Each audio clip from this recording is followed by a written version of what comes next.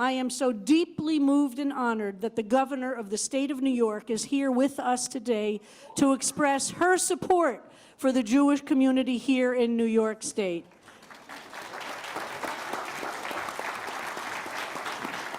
Governor Hochul is no stranger to our community.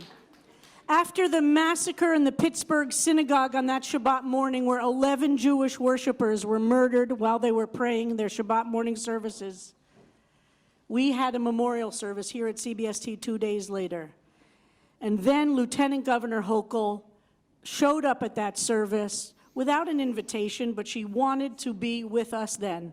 And when we dedicated this building, I'm not sure you remember, Governor, when we moved on April 3rd, 2016 into this building, then Lieutenant Governor stood outside and sat outside in the freezing cold April day that it was to celebrate this LGBTQ synagogue moving into a space, a home of our own.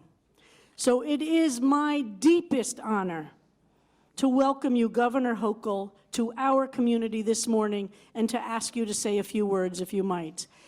And I want to say, of course, that the governor is very, very busy this morning. She's making sure that as the governor of the state of New York, her visibility in the Jewish community is throughout New York.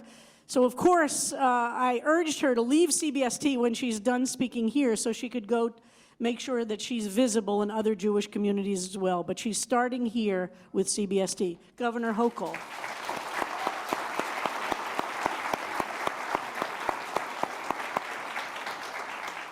Thank you. Shabbat Shalom.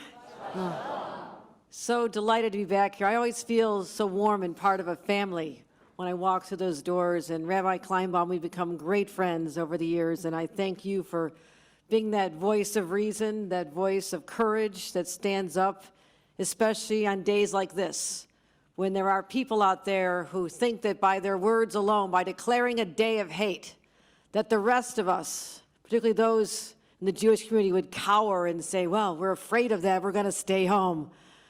They certainly misjudged the situation, because now you have allies from other faiths who greeted us as we walked in the door to show the strength, the power of people coming together.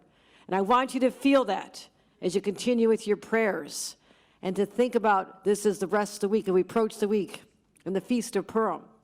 We think about the faith of Esther and her courage and what she did to stand up against hatred, and how she persevered and prevailed, and her story continues through the generations and truly is passed on to our children here today, who will pass it on to their children and grandchildren.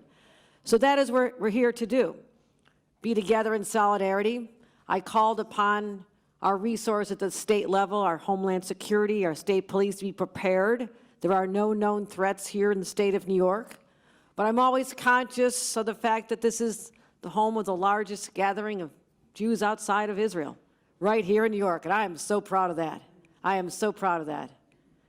And I'll tell you that my then 80-year-old Irish Catholic father, all he wanted to do on his bucket list was to go to the Holy Land and to go back to Israel. And I shared in him his joy, and I want you to know that this is so important to me, to carry on these great traditions and stories. But I will stand up against hate and stand with the people of this state. And so you are not alone. This is not a small community. There are 20 million New Yorkers who are with you today and every day as we stand up and call out anti-Semitism and racism and homophobia and all the other isms, because there's still far more of us than there are of them, and I want them to know that.